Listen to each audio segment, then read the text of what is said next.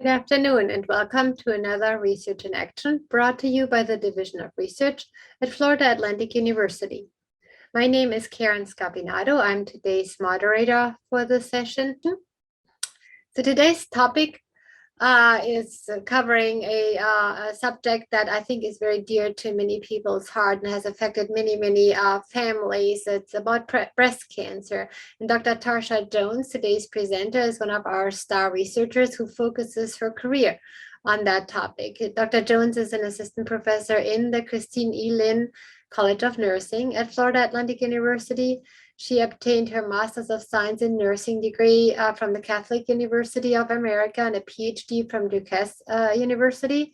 She also completed a postdoc research fellowship, which is a time after you achieve your PhD to learn additional skills at Dana-Farber Cancer Institute and Harvard Medical School. Her research focuses on cancer prevention, cancer control, and risk reduction of breast and ovarian cancers. And with that, I'm turning it over to Dr. Jones. Welcome. I'm very excited to be here with you today and to have the opportunity to share about my research and my work. Thank you all for attending and for your time and attention. My topic is disparities in breast cancer and genetic testing among young breast cancer survivors, exploring social justice.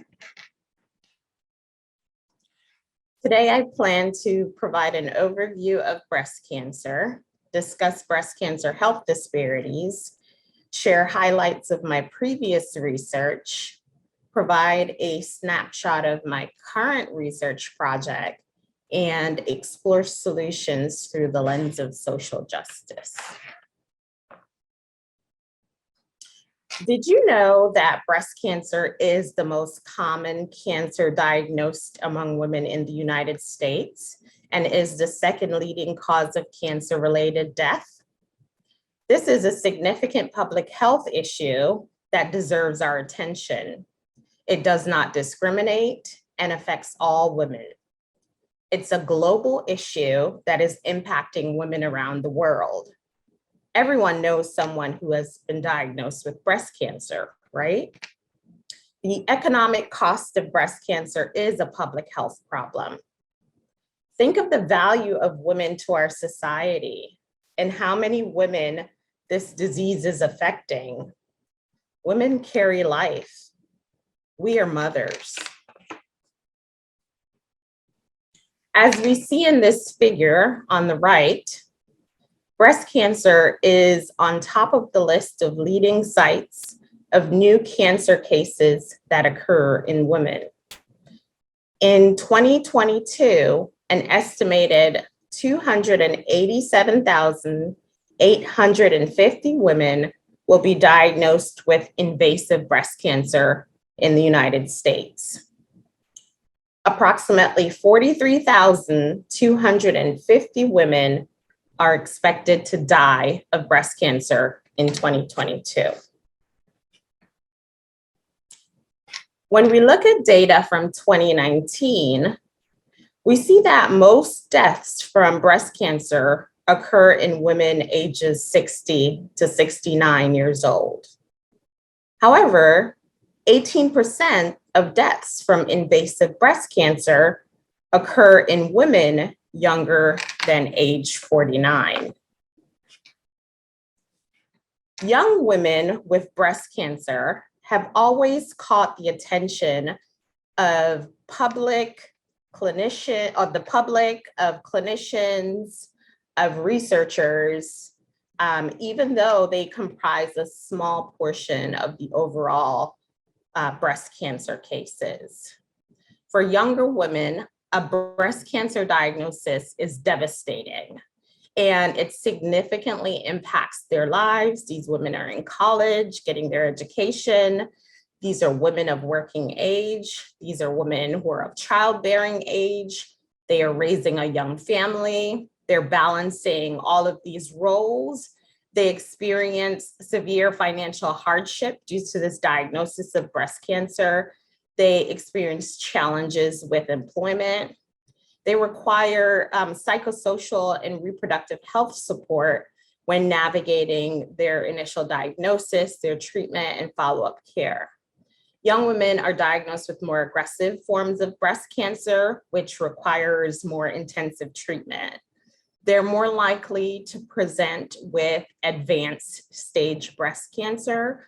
And this is partly because of the lack of effective screening strategies for women who are under the recommended mammography screening age. These women also often experience a delay in diagnosis just because of their age.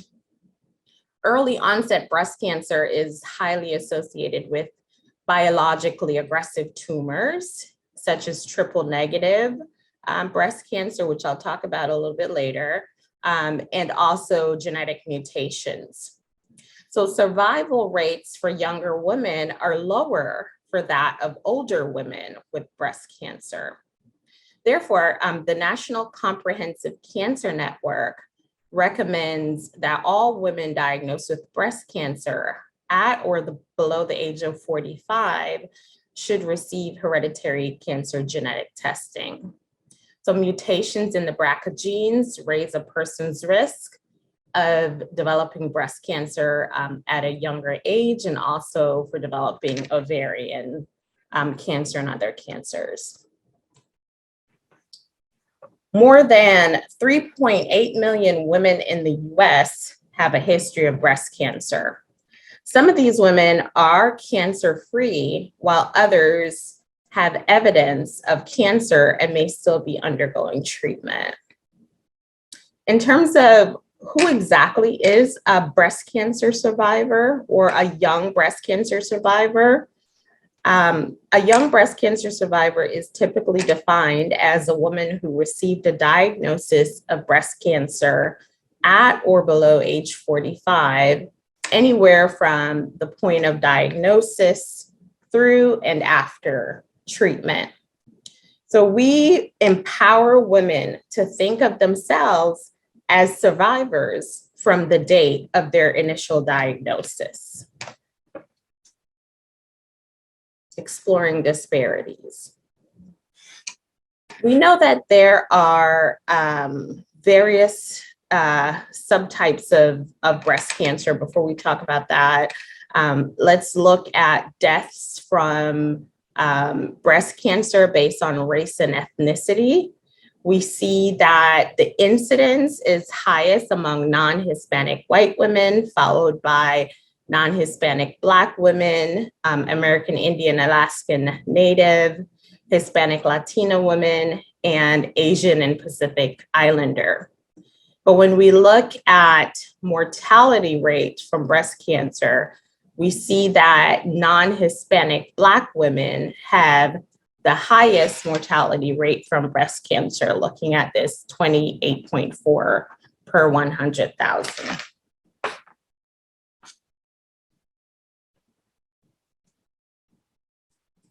When we look at death rates by state, we see, and we look at the incidence rate, we also see that in the state of Florida specifically, non-Hispanic white women have the highest incidence rate of breast cancer, 123.4 versus non-Hispanic Black women, 110, Hispanic women, 99, Asian Pacific Islanders, 75.4. When we go over to the right and look at this figure, we see for death rates that the mortality rate between non-Hispanic white women and non-Hispanic Black women is slightly different. So non-Hispanic Black women have the highest death rate from breast cancer of all racial and ethnic groups. When we take a closer look at Black women, we see that they have a higher incidence rate of breast cancer compared to white women before age 40, and are more likely to die from breast cancer at every age. In general, Black women have a 40% higher death rate from breast cancer compared to white women. This is based on the most recent data between 2014 and 2019. And about 21% of breast cancers in Black women are what we call triple negative breast cancer. They have a much higher likelihood of being diagnosed with this young onset breast cancers that tend to be receptor negative, such as triple negative, and have a higher risk of subsequent malignancies in other breast cancer subtypes. So the racial disparities that we see are largely due to more advanced stage at diagnosis, higher prevalence of obesity and other comorbidities, certainly biologically aggressive tumors, less access to healthcare prevention and treatment. They're more likely to experience financial barriers, have a lack of private insurance. So they're really impacted by what we call social determinants of health.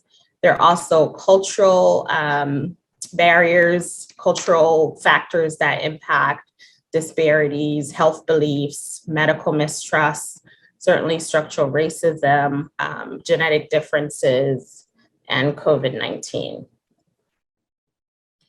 For triple negative breast cancer, this is an aggressive subtype of breast cancer that has the worst prognosis of all breast cancer subtypes, with a higher risk of recurrence, metastasis, and mortality within 5 years of diagnosis. So Black women are twice as likely to be diagnosed with triple negative breast cancer compared to white women in the United States. And triple negative breast cancers are called triple negative because they are ER negative, PR negative, and HER2 negative. And they're more common in premenopausal women and women with a BRCA1 gene mutation. And triple negative breast cancers do not respond to hormonal therapy or other therapies that target HER2 receptors because these are triple negative. In terms of social determinants of health, when a person has cancer, there are factors not related to the disease that can impact care and a woman's survival. And so we call these social determinants of health. And it's really the social context that people find themselves in that can impact their health outcomes. So certainly economic stability, this is a determinant of health. Underserved, vulnerable populations who are poor and do not have economic resources to pour into their health, this certainly will impact their survival. Education, access and quality, the quality of one's education, one's educational level certainly will also impact their survival. Knowledge is power. Access to healthcare services and the quality of care that one receives is also a determinant of health. A person's neighborhood and the quality, their neighborhood and specifically their zip code where they live is also another determinant, whether or not they have access to resources in their neighborhood or their community. And one's community is also a social determinant of health. So taking a closer look at Hispanic women, breast cancer is the leading cause of death for Hispanic Latina women. Their 5-year survival rate is slightly lower than that of non-Hispanic white women, 88% versus 92%, partly reflecting the higher proportion of Hispanic women who are diagnosed with later staged breast cancer. They are more likely to be diagnosed with tumors that are larger and are hormone receptor negative, also triple negative, both of which are difficult to treat, and they're less likely to receive appropriate and timely breast cancer treatment. They also have lower rates of mammography screening and experience delayed follow-up from abnormal results, likely contributing to disparities. Latina women have also been found to have lower awareness and knowledge of genetic counseling and genetic testing.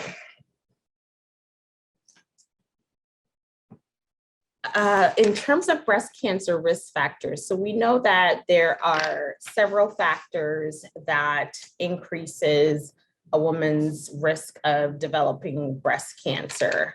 And this is a list of the most well-established risk factors for breast cancer. So if you have a family history of breast cancer or inherited a cancer predisposing genes, you may have a higher breast cancer risk.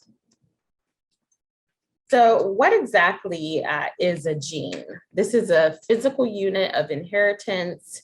Genes are passed down from parents to their child. Genes are arranged on a structure called chromosome and are made up of DNA. And humans have 20,000 genes arranged on their chromosomes. And our genes act as instructions, and they contain information to build and maintain our cells in our body. And breast cancer has an important genetic component, which are the BRCA genes. Mutations are changes that occur in your genes that prevent the gene from doing their job correctly. All genes have a specific function.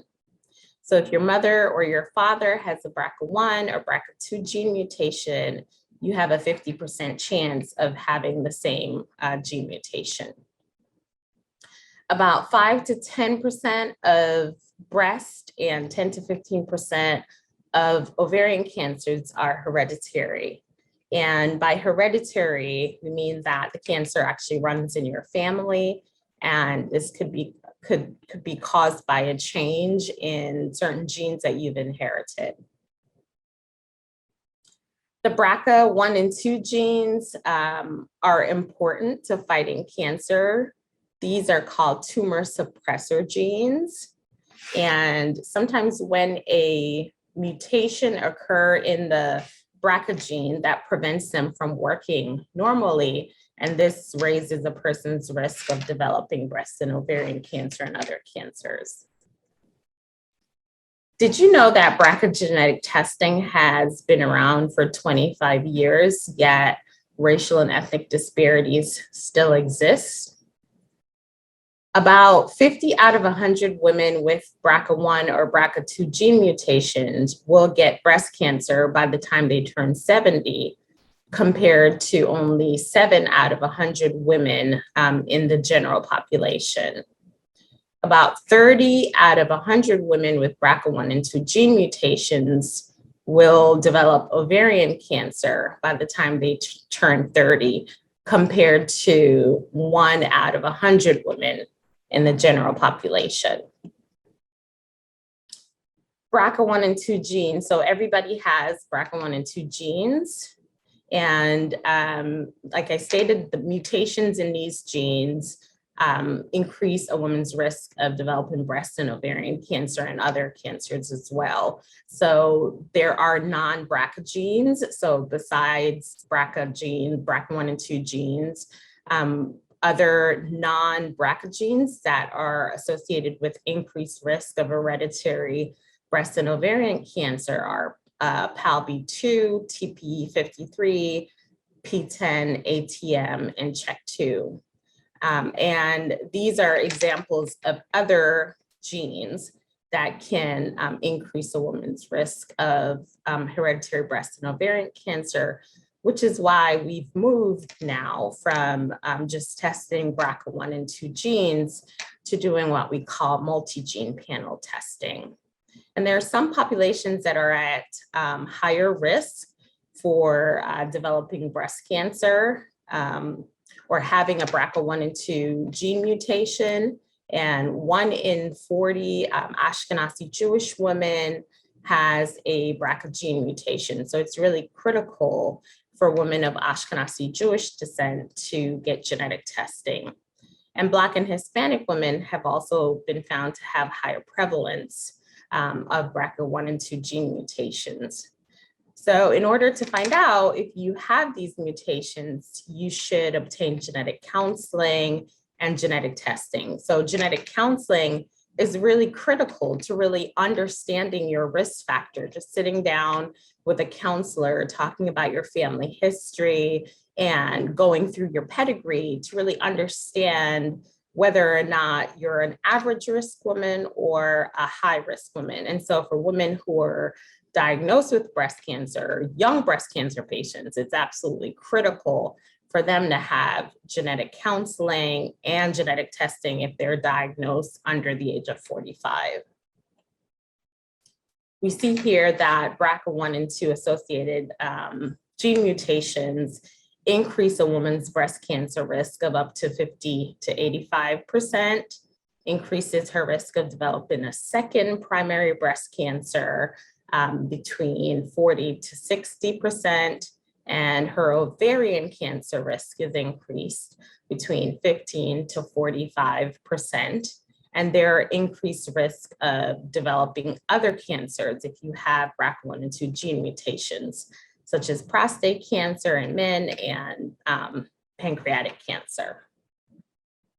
So everyone has a BRCA1 and a BRCA2 gene.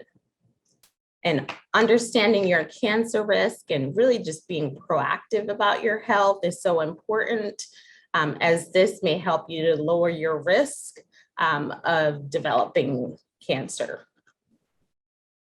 There are several benefits of genetic testing, including cancer prevention.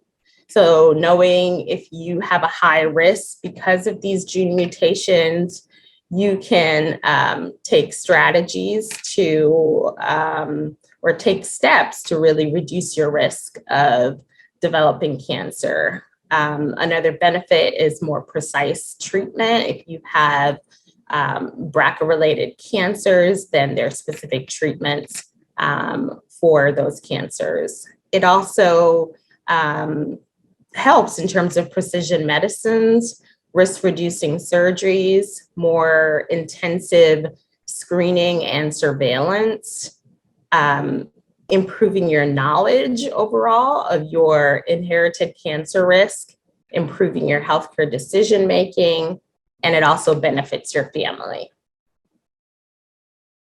Family risk communication is absolutely critical, especially for a younger woman who's diagnosed with breast cancer.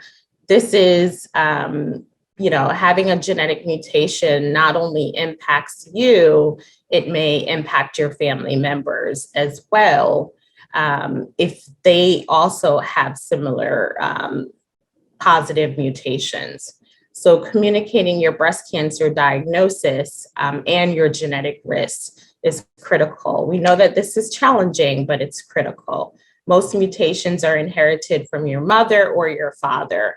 And this means that your relatives on that side of the family may have the same mutation. And each of your siblings and each of your children have a 50% chance of inheriting this mutation. So breast cancer is really a family disease, and it's even relevant for the men in your lives. So just to present some highlights of my previous research studies. The title of this study is Use of Cancer Genetic Services in African American Young Breast Cancer Survivors. And this was actually my dissertation study that I conducted while obtaining my PhD from Duquesne University. It was published in the American Journal of Preventive Medicine. And it included 140 Black young breast cancer survivors. And just as a snapshot, what we found in this study is that only 28% of the women reported completing genetic counseling, and even fewer completed genetic testing, despite being diagnosed with breast cancer below age 45. And 76% of the Black young breast cancer survivors reported that no one ever suggested that they get testing. When we looked at predictors of testing, we found that income, insurance, education, certainly knowledge of breast cancer risk factors, and knowledge of breast cancer genetics were predictors of genetic testing. So from this study, we discovered that there are patient-level barriers, provider-level barriers, because the women suggested that no one told them that they should be having genetic testing, even though they were diagnosed at the recommended age, and also systems level barriers. Another study that I conducted is called Predictors of BRCA1 and 2 genetic testing among Black women with breast cancer, a population-based study. And this was published in Cancer Medicine. And this was a tremendous opportunity when I was in my postdoctoral research fellowship at Dana-Farber to collaborate with Dr. Katrina Armstrong and Dr. McCarthy and Yanji Kim to do a secondary analysis of their data. And so we were able to look specifically at Black women and to try to understand the predictors of BRCA testing among Black women. And among 945 Black breast cancer survivors, we found that only 27% reported completing BRCA genetic testing. When we also looked at predictors of testing, we found that perceived benefits, so just the women having, knowledge about what the benefits are of genetic testing was an important predictor, and income as well was an important predictor, and high risk status. So the higher a woman's risk, the more likely she was to get BRCA testing. Another study that I completed is called, the title is Racial and Ethnic Differences in BRCA1 and 2 and multi-gene panel testing among young breast cancer patients. And I conducted this study with my mentors and colleagues at Columbia University, and had the opportunity to really look more closely at young breast cancer patients, but a larger sample of young breast cancer patients. So previous research was based on surveys. So we actually wanted to do a medical record review to look more closely at genetic testing results. So our sample included 1,503 diverse young breast cancer patients from New York. We looked specifically at their genetic testing results. And what we found in our multivariate logistic regression model is that Black women had the highest frequency of pathogenic mutations, followed by white women and Asian women, and also Hispanic women. So among those women who had pathogenic variants, 46% were in BRCA1, 27.6% in BRCA2, 6.9% in CHEK2, 4.6% in ATM, and 14% in other genes. We also found that Asian women, followed by Hispanic women, had the most variants of uncertain significance, or what we call the VUS. A study that I conducted with my colleagues here in South Florida is entitled Knowledge and Perceptions of BRCA1 and 2 Genetic Testing and Needs of Diverse Women with a personal or family history of breast cancer in South Florida. So this was a small study. It was a qualitative study. And I had the opportunity to collaborate with my colleague, Dr. Karen Wisdom Chambers, and Dr. Heather Howard, my social worker colleague, and Dr. Catherine Freeman Costin, who's one of my mentors, and Dr. Megan Underhill Blasey. And this was a really important study just to understand women's perceptions of BRCA1 and 2 genetic testing for those who have a family history or a personal history.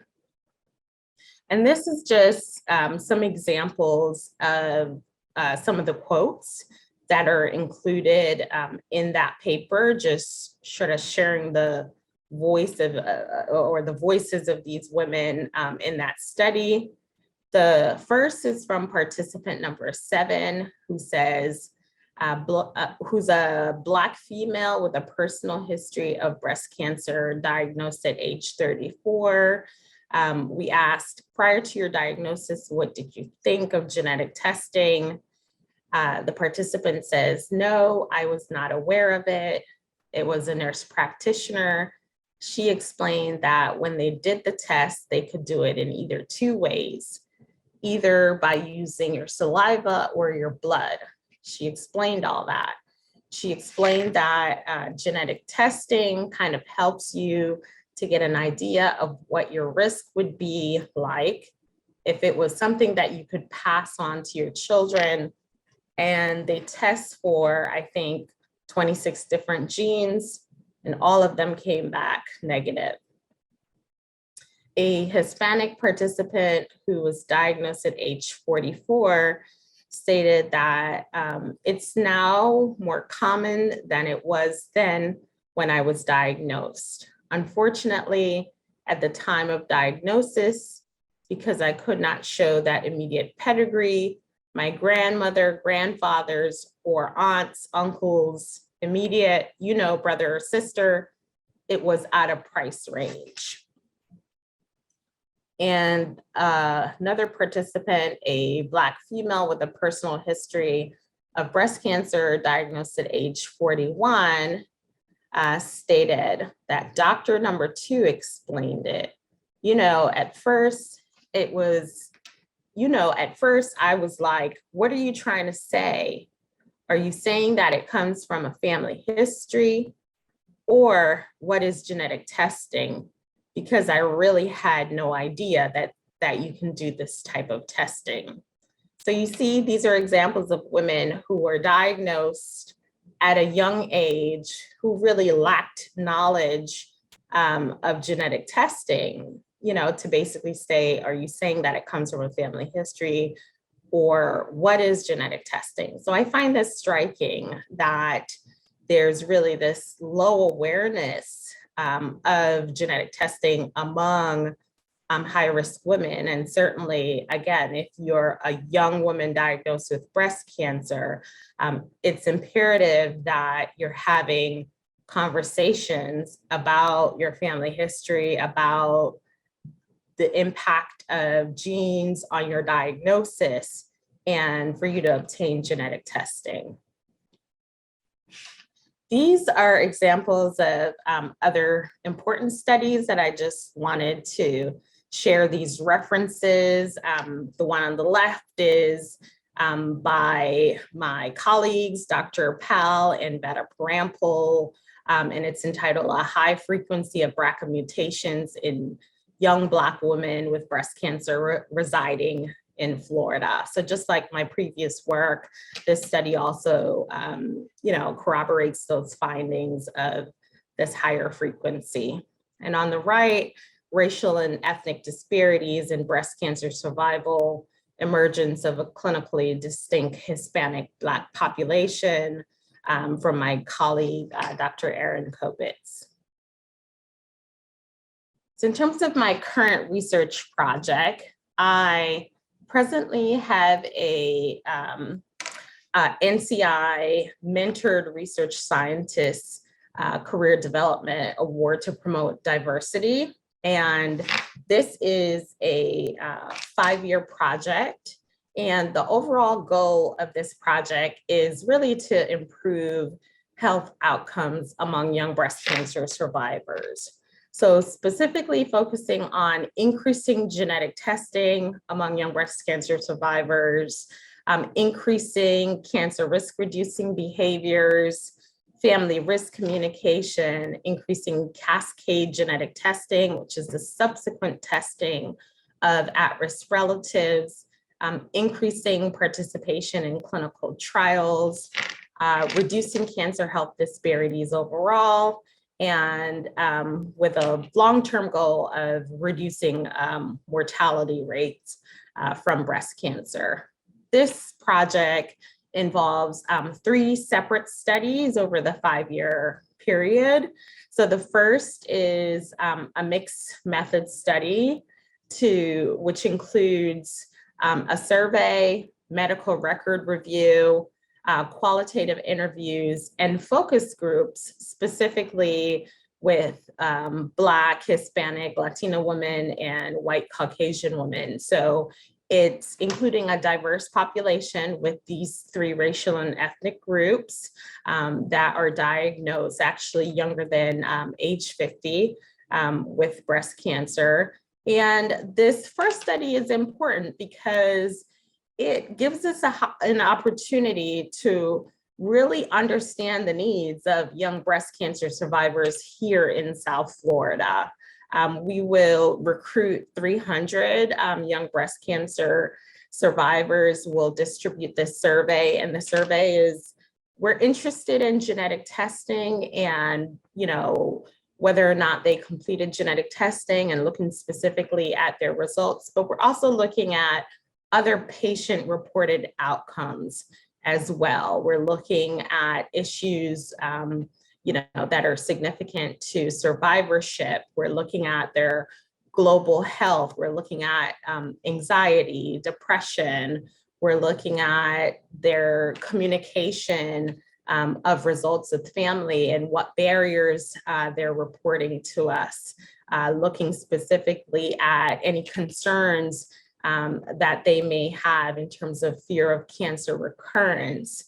Looking at, religiosity. I'm not even gonna just sit here and state everything that we're looking at, but it's really a comprehensive survey. Then we're gonna get into their medical record and take a closer look at their genetic testing results to understand, their results, and also to compare what we find in the medical record to what they're reporting in the survey.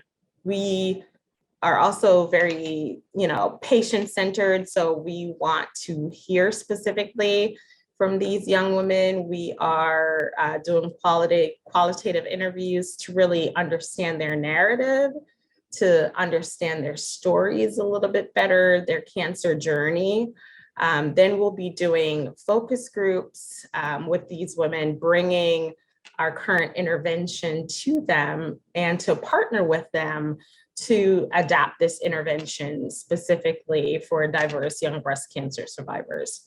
So the second study involves the adaptability and feasibility of our existing intervention, Real Risk, which is a web-based intervention. And it's very costly to develop an intervention from scratch. So I have the opportunity to adopt this intervention that was developed by my mentors and colleagues at Columbia University. And the final study in this project is a randomized clinical trial. Once we have adapted this intervention and made it perfect for meeting the needs of young breast cancer survivors, then we will conduct a randomized clinical trial. So this is just a snapshot of the Real Risk intervention. And it is a patient-centered decision aid that was developed by my mentors at Columbia University, Dr. Catherine Crew and Rita Kukavka. And it's really an amazing intervention. And it gives the women an opportunity to really understand their breast cancer risk. It's very, very patient focused. It's interactive, so there are different modules that are included in this intervention. So far, the modules that are currently available are understanding your risk of just understanding risk in general, like understanding what is probability, what is risk. Some women consider risk to be very abstract, that's in the future. What does a 5-year risk mean? What does a lifetime risk of breast cancer mean? Looking specifically at breast cancer risk factors and understanding what risk factors are, which ones are modifiable, which ones are not modifiable. Looking at family history, having the opportunity to upload their data, to put their family history data in, which will actually generate a pedigree for them so that they can examine their family history and start to think about which relatives they should be having conversations with. And there's a genetic testing module, a module on breast cancer risk reducing pills, so chemoprevention, because this intervention was initially developed to improve uptake of chemoprevention, such as tamoxifen, raloxifene. And so it has that content and lifestyle behaviors. It educates women about lifestyle behaviors. And then it generates an action plan, which helps them to figure out, okay, what are the next steps? Now I know step 1, I need to have conversations with my family members. Step 2, I need to talk to my provider about my risk, my diagnosis.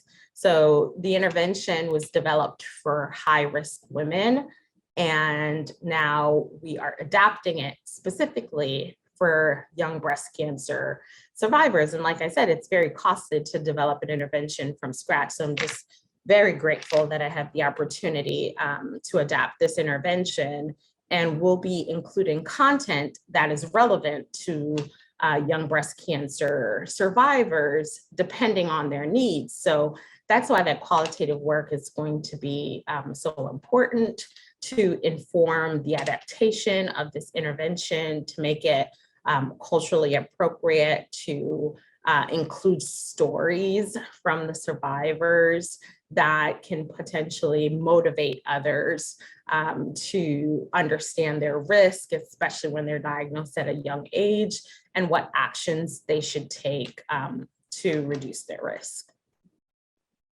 And this is another snapshot of real risk.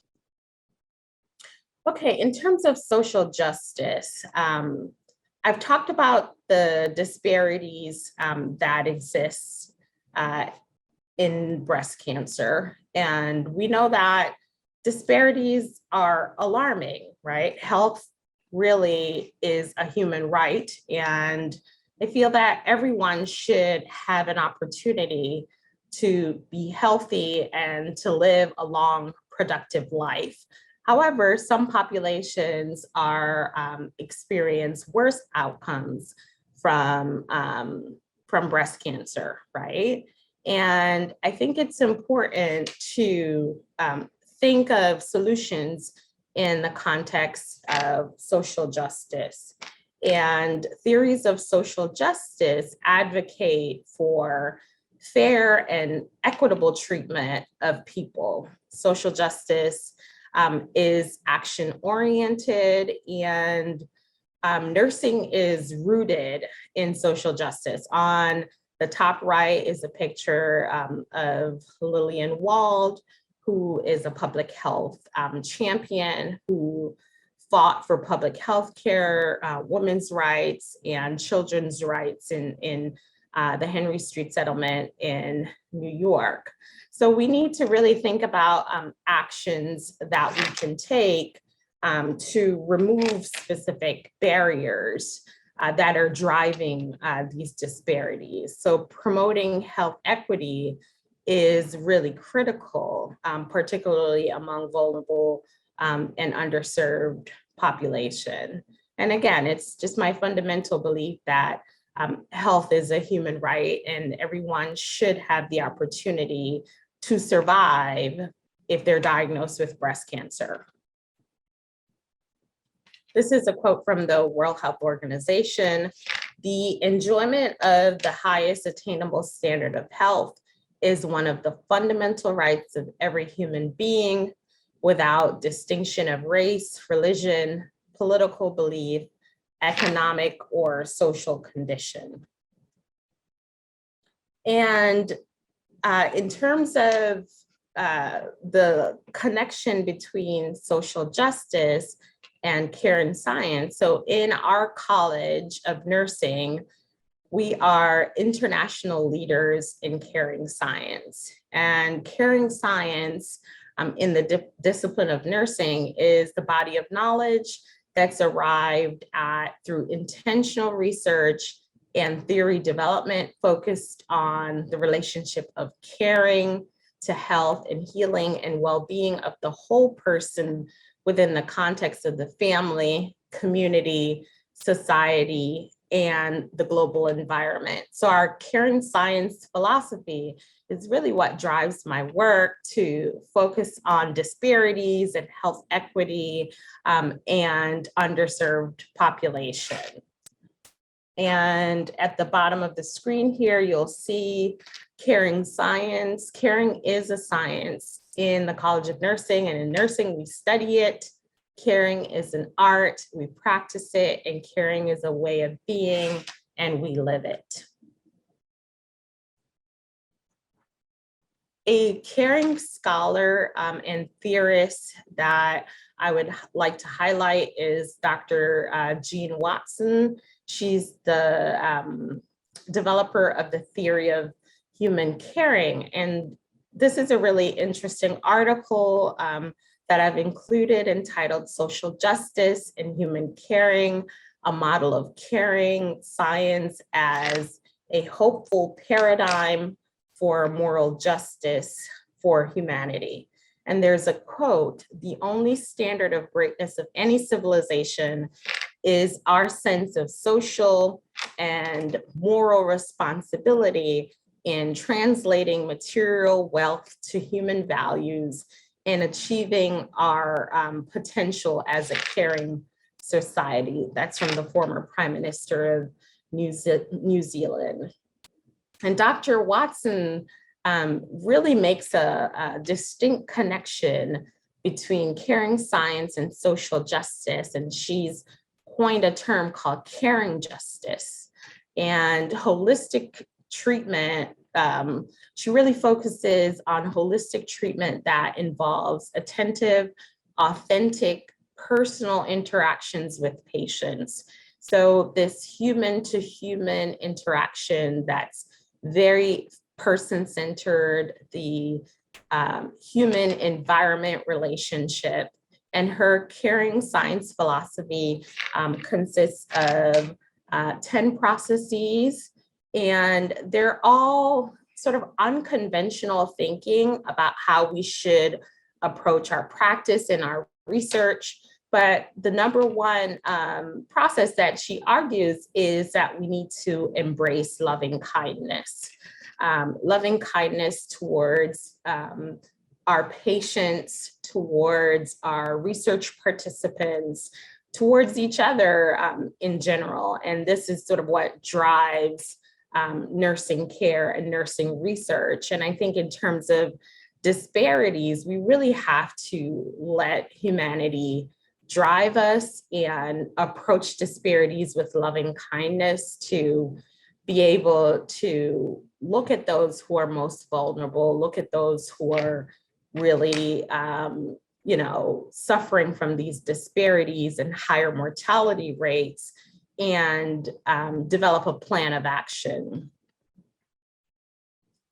And so basically my work is very action oriented. That's why my culminating study is a randomized clinical trial, because it's extremely important for us to intervene in order to make a change. So intervention research is the ultimate way to really address disparities by removing barriers, and testing interventions that can potentially equal the playing field for all racial and ethnic groups.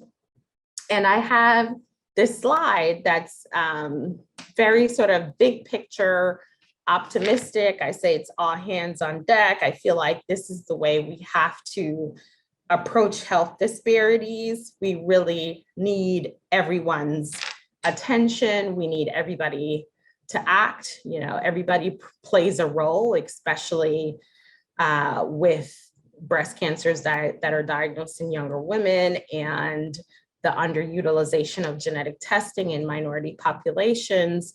We need healthcare providers to be having more conversations with their patients. We need them to be looking closely at risk and helping women make informed decisions and how they can reduce their risk.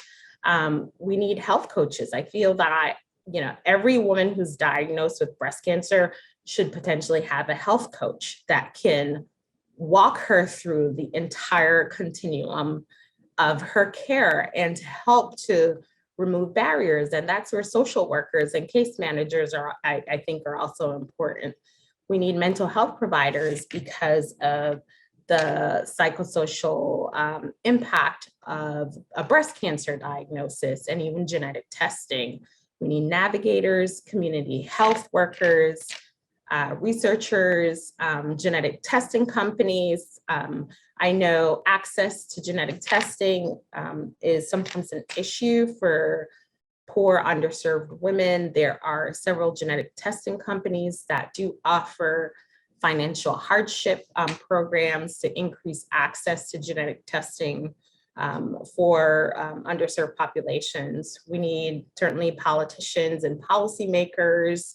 I think there's a role for beauty salon. That's something that women have in common. We all go to the beauty salons, and to be able to have conversations in the beauty salons about breast cancer and your risk and genetics. It's a good place, I think, to impact change.